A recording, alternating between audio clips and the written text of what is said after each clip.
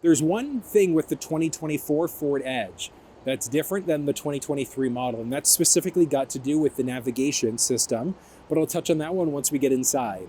But outside of that, there's really no differences between the 2023 and the 2024 model. You can find a build link for this specific Edge down in the description, as well as tech walkthroughs, contact details for Formula Ford if you're hoping to put through an order for an Edge yourself. And because this is the SEL, you've only got the option for 18-inch wheels. Two different styles that are available though. And then as you move up, like you get into the titanium, the ST, etc., you're going up to 21-inch with some just vastly different styles. Very similar to last year, inside of the 2024 Edge, you're only looking at intelligent all-wheel drive as the only drivetrain option. So no front-wheel drive available. That went away a couple years ago. Looking at some key highlights of the front end of the Edge, LED headlamps there, with the option for fog lamps depending on the trim level of the vehicle that you're in. Now, on top of that, trim level specific, you may also have the forward sensing system and a front-facing camera. But that's really just like a titanium and an ST exclusive, so you're not going to find that in the SEL trim level of the vehicle, unfortunately. That's still the front end, nice and basic, your Ford blue oval in the very middle, and a nice like grayed honeycomb grille in the front end there. The white exterior is neat because it really kind of shows you all of the different highlights. So to see these like black and white highlights all throughout, I think looks really sharp. Along the driver's side, there's also this little thing you can lift up, and that's the engine block heater. So if you live in those colder climates where it demands it, that's where you're going to find it. Now, one thing I'm curious about is what's going on with the future of the Edge. Because if you look at the Ford Edge and the Lincoln Nautilus, they're both assembled in the Oakville assembly plant. But that plant is going through an electrification process very soon. So the 2024 Nautilus is actually going to be built overseas. It's going to be imported from China for the 2024 model. China also has something called the Edge L, which just looks vastly different from our Ford Edge in North America. So I wonder if Ford's plan is to bring the Edge over as well as the Nautilus, but we don't know for sure as of yet. But then the question comes down to, is it even worth looking at the Edge? And that depends on you. If you're the type of person where you buy a car for 2 or 3 years and then sell it, maybe not. But if you lease your cars, absolutely, because you can just hand the keys over.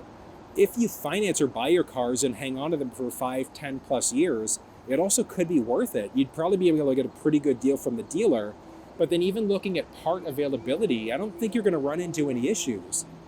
Underneath the hood, the 2-liter and the 2.7 are available in different Ford vehicles right now anyways.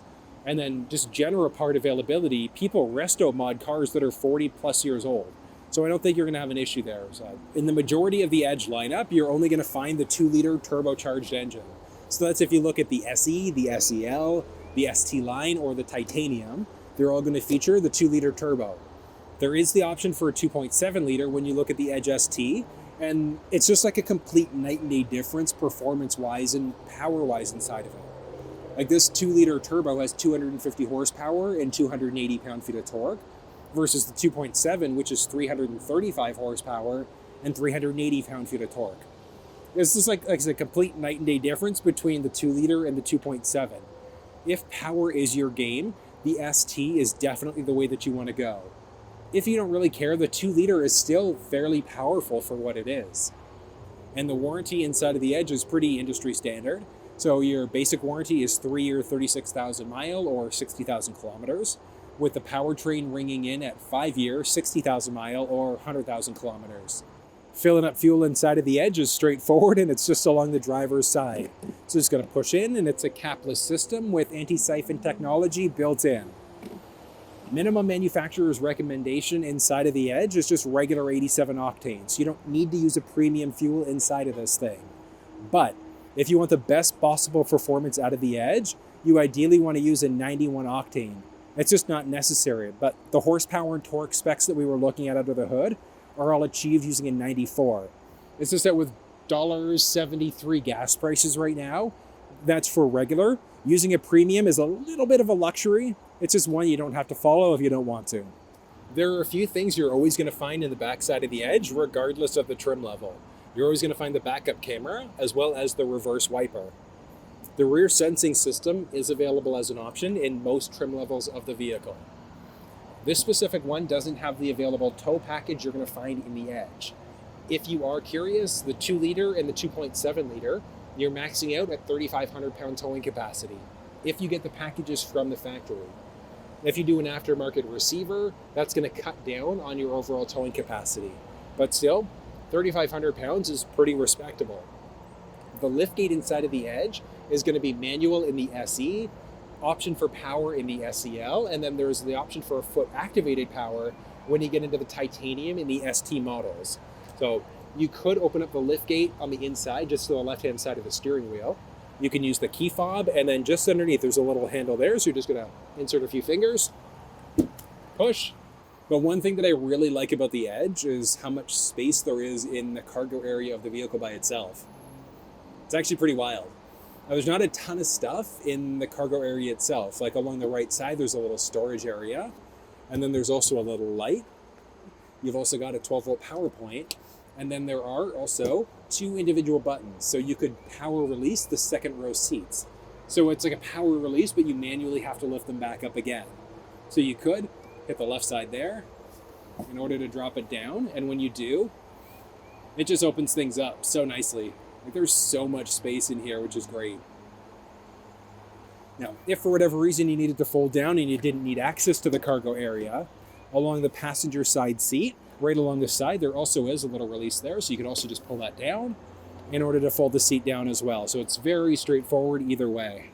The cargo area here is just the regular carpeted liner. There's the option for a cargo mat right from the factory, so a thermoplastic rubber tray. You could go WeatherTech if you wanted to, but if you want to protect it, it is available. And even looking at the floor liners, that's available from the factory or aftermarket. But lifting this thing up, there's the mini spare tire. There's the little white spigot, so if you ever need to fill up using a jerry can, you're using this thing first. And then a nice amount of storage along the left and the right-hand side. If you do ever puncture a tire, you need to change one yourself. The jack is located just underneath the wheel.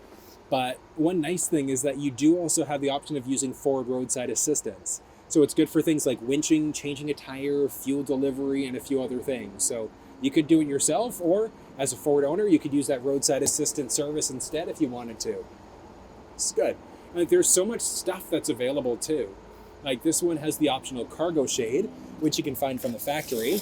So if you wanted to protect any sort of cargo you've got in the back end, you do have that available as an option, and it's spring loaded. So you could go left or right side in order to insert it and take it out. It's super straightforward. Take a peek at the dimensions of the Edge. It's actually pretty solid. It's not too high up, which is great, because if you needed like crossbars, roof rack rails, because you're putting a carrier on the top, that is available as an option. Taking a peek along the driver's side door, so side view mirrors there have the blind spot monitoring system. So that's going to highlight orange if somebody's entered the blind spot on either side of the vehicle. Side view mirrors are heated. Along the driver's side door, there would be the option for intelligent access, so you can push there in order to lock the doors, or slide your hand in and pull in order to unlock. And then the seats are either going to be cloth seats, ActiveX seating material, or leather, just depending on which trim level of the vehicle that you're in. And that's also going to dictate whether or not you have power seats for the driver and the passenger side. But this one, basic, you can move the seat forwards, backwards, up, or down. You can also adjust the backrest this way. And then there's two-way lumbar support on top of that. One other thing to point out is that just underneath the center stack there also is a tiny little bit of storage space. Nothing too crazy, but it is there. And then along the passenger side, there's also a little 12-volt power point.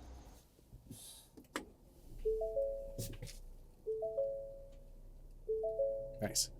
Nice little startup. Steering wheel inside of the Edge is nice. Heated all the way around, and your heated button is going to be in the Sync 4A media screen, just along the top there. So you can toggle that on, off, etc., along with some seat controls, which we'll touch on in just a second. Now, if you want a full walkthrough, though, on the cluster screen, the steering wheel buttons, or through the Sync 4A media screen, you'll find those walkthroughs down in the description of this video. But some basics. There are two different pads where you're going to control each one of the little cluster screens. Looking along the side, that's going to be for your adaptive cruise control system, if you've got the added package. If not, that'll just be standard cruise. Along the side here, increase, decrease volume. There's a voice command prompt, change songs, radio stations, things like that. The steering wheel inside of the Edge, for the most part, is going to be manual telescoping. So just in between your legs there to go in, out, up, down. So nice telescoping capabilities. If you had an Edge with a power steering wheel, your power button would be just along the outside. And you'd also have a series of different memory buttons along the side there too as an option. Like I said, this is nice. There's a real nice little metallic highlight that follows through the vents, all through the side and even down the center stack too. But I like it. The dash, you've got really good visibility there. There's a little removable tray, so if you wanted to pull this thing out in order to clean it down, you'd have got that flexibility. You're going to be push button start across the entire Edge lineup. This is the Sync 4A media screen. So there are technically two different screens that are available. So it's the Sync 4, which is the early version of this, and then there's this Sync 4A. Now, in Ford Sync world, you've got either connected navigation or connected built-in navigation. With the built-in navigation, after the 3 years of service are up, it essentially reverts into a regular GPS with directions and things like that. Inside of just the connected navigation, which it looks like is the case for the 2024 model, it's strictly connected navigation instead, which means that after that 1 year of service is up, if you don't continue on with the subscription for navigation, it reverts into a dead map. So it's just going to follow the vehicle around. You can't actually enter in GPS destinations, unfortunately. So it would just be like a map that follows you around. Basics overall, there is a digital owner's manual. So if you're not sure about maintenance schedules and histories and things like that, like when you should be maintaining this thing, you'd be able to look through. If you ever get any weird messages in the cluster, you can also look through your digital owner's manual on top of that. Series of different games that are available. It's kind of nice. Sudoku, Jigsaw, and a few others. But one nice thing about the games themselves is that they work really great while you're parked, because the second you go to drive, game's no longer available. And that's the same for entertainment across the board. So if you look along the top, entertainment's there. But the second you go into drive, entertainment becomes grayed out. So you wouldn't have the flexibility of playing games as you drive, which, I mean, probably a good thing. But there are so many settings inside of this thing. Like, it's actually kind of ridiculous how many things you can do with this. But like I said, if you want to walk through on how this system works, you can find it down in the description of the video. It's really good though. Climate control settings for the Edge are built right into the screen. So you could adjust driver passenger side, so it does have dual zone climate control. Push there in order to have it go to windshield face feet. Turn on your heated steering wheel that way instead. Dual is different, is essentially going to, so if we hit the dual button, it defaults the passenger side to whatever the driver's side set to. So driver's side set it low, so you can hit dual in order to have the passenger side the same as the driver. Like I said there, you could turn on your heated steering wheel or heated seat. If you had an Edge with the optional ventilated first row seats, you'd also have that available as an option there too. You've got volume rocker, tuning rocker. This one, just the regular backup camera. Same thing, if you had the Edge Titanium or ST with the front-facing camera, that would show up as an available option there too. You can change songs, radio stations, play pause. This thing, the SEL, does have a wireless charge pad, so that's not standard in the trim levels, but it is available optionally in most. 2 USB power points, so a USB Type-C. So one nice thing like through this screen is that, let's go to media for a second there. So if we go to radio, so you've got AM, FM, Sirius XM, but if you had a USB stick with MP3s, you'd be able to insert there in order to be able to listen to that instead. So I want you to listen because this one is just the base speaker system, but have a listen here. Affirmations, aspirations, I got shit to do, the aftermath of preparation. And that's at half volume. So that is really, really good audio inside of this thing. And this isn't even the upgraded audio system, but that one does sound really good in comparison. But back down the center stack, you've got your rotary shifter for park, reverse, neutral, drive, and a dedicated sport mode. A little phone holder, a few cup holders. There's the electronic parking brake. Auto start stop system, and that's the one that's potentially going to kill power to the engine if you're stopped for an extended period of time. On top of that, you got a little bit of storage. Armrest here is non-lockable, and there is nothing inside. Naked, but I mean there is. I'm like elbow deep. So much space in there. Basic along the passenger side dash. There's like this nice little glossy highlight along the middle. There is a lockable glove box. Nice amount of space there. Up overhead. Auto dimming rear view mirror is standard in pretty much every trim level of the Edge. basic controls for your cabin lights, and then there's also shade controls for the optional panoramic sunroof. So, single button press. Look at that. So that opens up the sunshade completely, but it's so good. And then you can vent out the roof if you want to, or fully open it up. Single button press opens it up the majority of the way. Look at that. Secondary button press opens it up that last little bit. And then just do a press and close in order to close it down again. Nice. And there, typical Ford styling with the sunglasses holder. There's a home link system, so if you've got a garage door opener at home, you could program it in if you want to. Little business card holder, vanity mirror with lights built in, and then this thing extends out, blocking most of the sun that might be hitting your face. But only other thing to point out would be the little handle here. The seats inside of the Edge are comfortable though. There are a few different options too. So you're either going to have cloth seats, ActiveX seating material, or you're going to have leather seats, and that's dependent on the trim level of the vehicle that you're in. Still, this is nice. So it's just a two-way adjustable headrest in the SEL, so you can just go up and down with it, and then you can adjust your seats along the side. Now, typically the SEL would have cloth seats, but there is the option to go for the ActiveX seating material right from the factory. So if you prefer those leatherette or faux leather seats, synthetic leather, you do have that available as an option. But I do like when you get into some of the higher trims of the vehicle, like the ST401A package specifically, is that you'd have a leather seat that's heated and ventilated. But outside of that, you would have the option for heated first row seats, but no ventilated option in the majority of the trim levels of the vehicle. Still, this is nice. And like the space inside of this thing is pretty good too. So the seat's down as far as it's going to go. And with the seat as far back, yeah, that's making no difference. So I'm maxing out at about 3.5 inches of headspace. Because this one does have the optional panoramic sunroof that you're going to find inside of the Edge. So it's not standard, but you do have it optional in most trims of the vehicle. I just like how it opens things up. And then with the driver's seat set up this way, inside of the second row, I've got a great amount of knee space, good amount of foot space, and up overhead with me sitting fully upright, like 2 inches-ish roughly of headspace there. But one thing that I like about the Edge is that this thing is wider.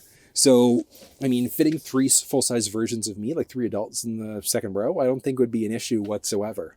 I mean, obviously with the armrest set up the way that it is, I'm kind of like spreading a bit in order to fit back here, but I don't think you'd have an issue fitting 3 adults in the back. And even if you had kids, all of your anchor points and tether points are there. There are a few cup holders back here too. There's 2 individual ones built right into the seat. But so the seat comfort is good. This is nice. Obviously not as comfortable as the first row seats, but still pretty solid. Behind the first row seats, driver passenger side, there are some pockets. And then just in behind the armrest, there's a few vent controls, a little storage space, 2 USB Type-C, and then a 150 watt wall outlet back there too. Power points everywhere, which is good. Up overhead, driver's side, there's a handle with a little hook and a little light. And that's the same for the passenger side. Now, I did mention the second row seats, I don't have a ton of headspace, but one really nice thing about the Edge is that there's a lever along the side of the seats on both the driver passenger side and the second row. So you'd be able to use that if you wanted to fold the seat forward. So if you needed to fold it down in order to get more cargo space. But one really cool thing is that you can also pull that in order to give the seat a really nice recline. And I mean, with it reclined, like 5+ inches of headspace. So taller people, if you're going to be forced to sit inside of the second row of the Edge, just go in knowing that you could recline these seats if you need a teeny little bit more space. And that was a look at the 2024 Ford Edge SEL. Hope you learned a thing or two. And if you have any questions, don't hesitate. Drop down in the comment section below and let me know. I did mention you can find the build link for this specific one, all of the tech walkthroughs and the contact info for Formula Ford down in the description. But if you found this video useful, give it a thumbs up, subscribe to the channel if you haven't already, and until I see you next time, take care.